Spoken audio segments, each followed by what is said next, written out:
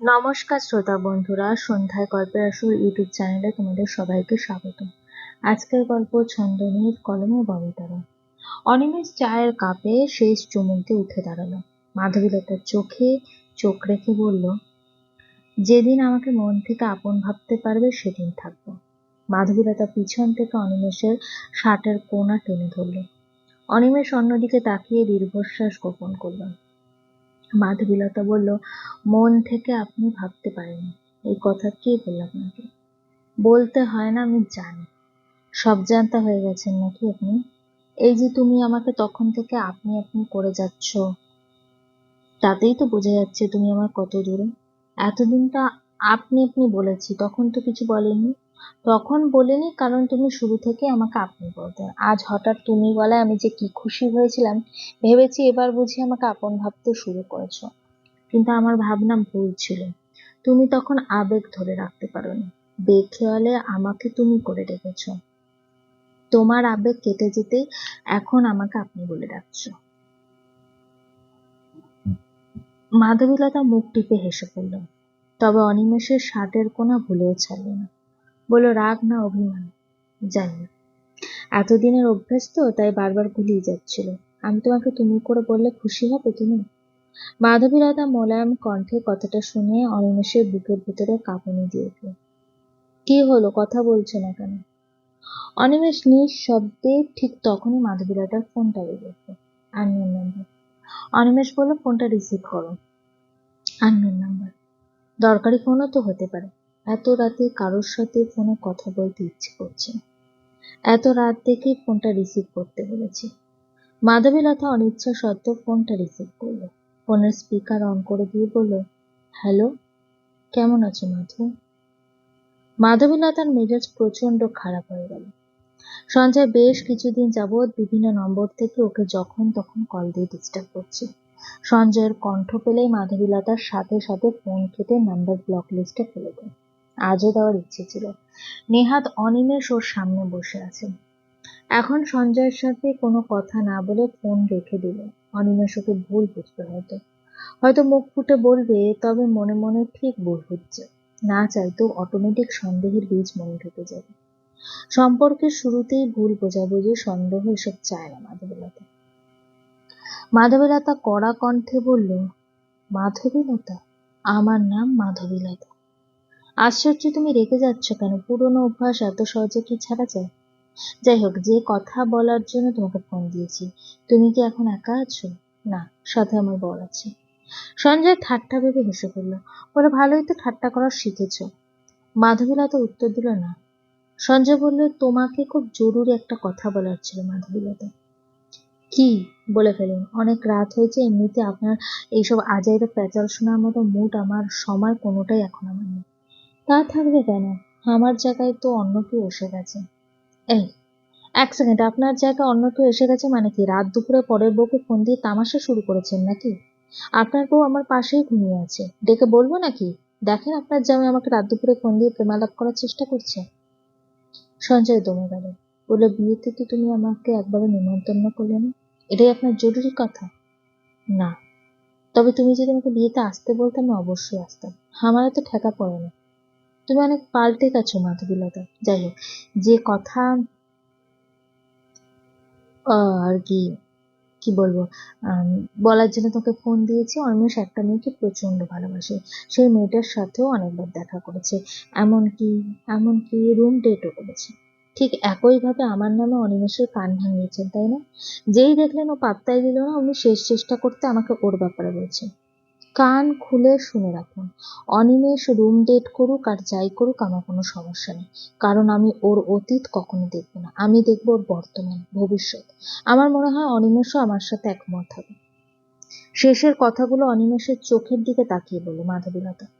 অনিমেষ চোখের ইশারায় ভরসা দিল। মাধবীলতা এক হাত মুঠো করে ধরল। মাধবীলতার সঞ্জয়কে বলল, আপনার এই শয়তানি মার্কা রূপটা না আপনার বন্ধুর দেখার খুব দরকার ছিল। সঞ্জয় চমকে উঠল। মানে? মানে অনিমেষ আমার সামনেই বসে আছে, বরং আমাদের সব কথা শুনেছে। এখনো সময় আছে, ভালো হয়ে যায়। না হলে এমন বিপদে পড়বেন না, দেখবেন চোখের সামনে না সব উল্টো পাল্টা দেখছে। মাধবীলতা ফোনের লাইন কেটে দিল, দীর্ঘশ্বাস ফেলে বলল, সঞ্জয় আপনাকে আমার ব্যাপারে কি কি বলেছে? তুমি এত উত্তেজিত হয়ে না, চুপ করে বসো তো। ওর কথা আমি এখন আর ধরি না। কি কি বলেছে বলুন আমাকে। আমি ওর সাথে শুয়েছি, ও আমার বিশেষ বিশেষ জায়গায় গভীরভাবে ছুঁয়েছে। তারপর? কথার এই পর্যায়ে অনিমেষ মাধবীলতার মুখ চেপে ধরল। বলল, চুপ। আমি ওর একটা কথাও বিশ্বাস করি না। তাছাড়া তোমার অতীতের কোনো কিছুই তো আমার অজানা নেই। আপনার কখনো তো মনে হবে না যে আমি আপনাকে বিয়ে করে, আপনি আমাকে বিয়ে করে ঠকে গেছেন? এসব কথা কেন আসছে মাধবীলতা? কারণ বিয়েটা আমি আপনাকে জোর করেছি। বারবার এক কথা কেন বলে নিজে কষ্ট পাও? আমাকেও কষ্ট দাও। আমার যদি মত না থাকতো তুমি আমায় বিয়ে করতে পারতে? পারতাম, খুব পারতাম।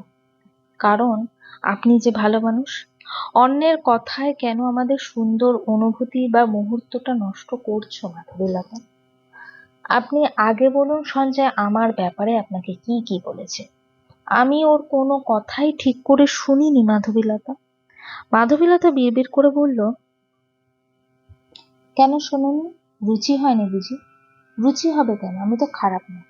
কে বলেছে যে তুমি খারাপ মেয়ে? আমি আমি বলছি। খারাপ মেয়ে না হলে কেউ এত রাতে পরপুরুষের সাথে হ্যাক হোটেলে রাত কাটায়? আর কতভাবে আমাকে কষ্ট দিতে চাও তুমি? বলছি তো আমি তোমাকে বিশ্বাস করি। তোমার যদি বিয়ে হতো, এমনকি 2-4টে বাচ্চাও হয়ে যেত, তারপরেও তোমার প্রতি আমার ভরসা, বিশ্বাস একই রকম ভাবে বজায় থাকতো। ভালোবাসা কিন্তু এক বিন্দুও কমতো না। কি কি বললেন আপনি? কিছু না। না না, বলেছেন বিশ্বাস, ভরসা, ভালোবাসা। কবে থেকে আপনি আমাকে ভালোবাসেন? মাধবীলতা আমার প্রচন্ড মাথা ধরেছে। মাধবীলতার চোখের জল মুছে দীর্ঘশ্বাস ফেলে বলল, আপনি শুয়ে পড়ুন, আমি আসছি। মাধবীলতা আহ যেতে নিলে আচমকা পেছন থেকে জাপটে ধরল। এই মেয়েটা কষ্ট পেয়ে কাঁদলে না, অনিমেষের সবকিছু এলোমেলো হয়ে যায়। মনে হয় শরতের কালো মেঘে সমস্ত আকাশ ঢেকে গেছে। হাতের বাঁধন আর একটু শক্ত হলো। আপন মনে বিড়বিড় করে চলেছে, কেন আমার কথা বোঝো না তুমি? তুমি তোমায় খুব ভালোবাসি মধুমালতী, মিথ্যে মিথ্যে ভালোবাসা না। সঞ্জয়ের থেকে 1000 গুণ বেশি তোমাকে ভালোবাসি। সত্যিকারে ভালোবাসি। তোমার শরীর ছোঁয়ার আগে না তোমার মন ছুঁয়েছি। সঞ্জয়ের মতো আরো 10টা পুরুষ তোমার জীবনে এলো, আমি কিন্তু তোমাকেই ভালোবাসবো। সম্পর্কে জড়ালে পূর্ণতা পেতে হবে এমন কোনো কথা নেই। জানো তো, আমার কাছে না ভালোবাসাটাই বড়। রাতের অন্ধকারে সরে গিয়ে ভোরের আকাশ একটু একটু করে আলো করছে।